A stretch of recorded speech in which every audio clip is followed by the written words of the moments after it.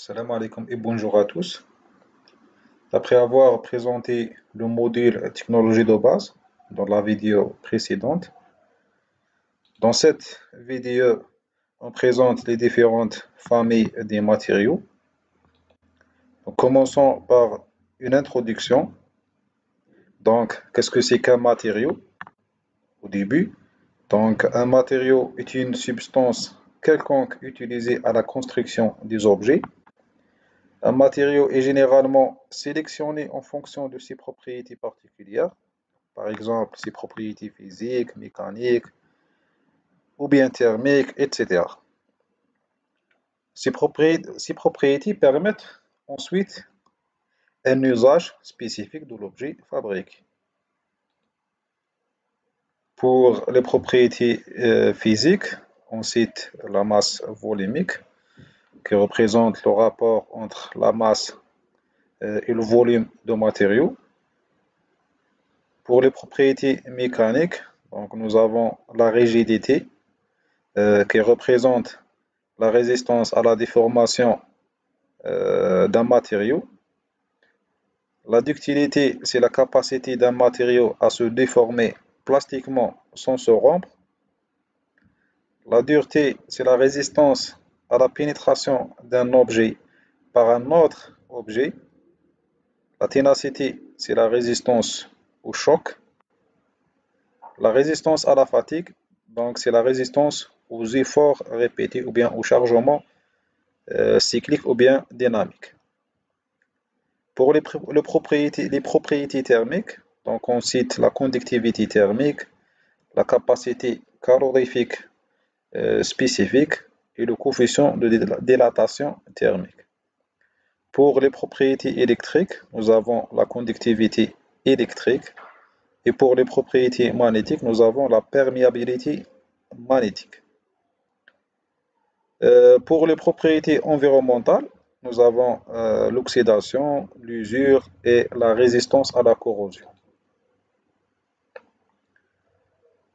Pour les propriétés de la mise en forme, ou bien l'aptitude à la mise en forme, ou bien mise en œuvre, donc nous avons la facilité de mise en forme, l'usinabilité, la soudabilité et la finition.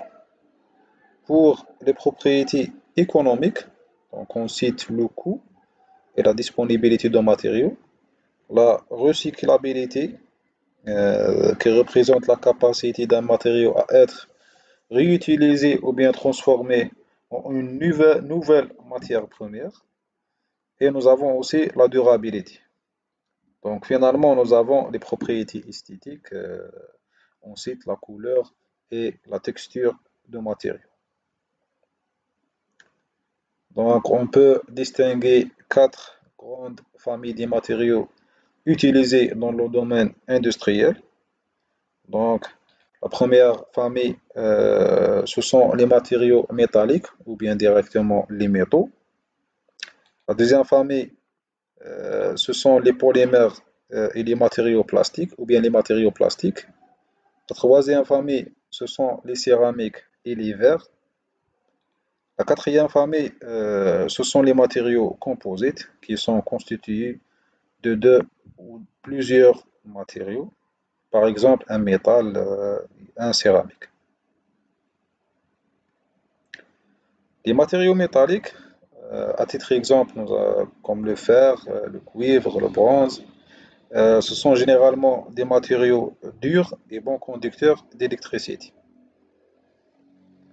Les polymères ou bien les matériaux plastiques, comme le PVC, le polyester, le caoutchouc, ce sont des matériaux produits à partir des hydrocarbures et qui présentent des propriétés variées. Les céramiques et verres, ce sont généralement des matériaux fragiles et ce sont des isolants électriques et thermiques. Et finalement, les matériaux composites, par exemple comme le béton armé, le contreplaqué et les fibres de carbone. Donc on a dit que ce sont des matériaux constitués de deux ou plusieurs matériaux non miscibles.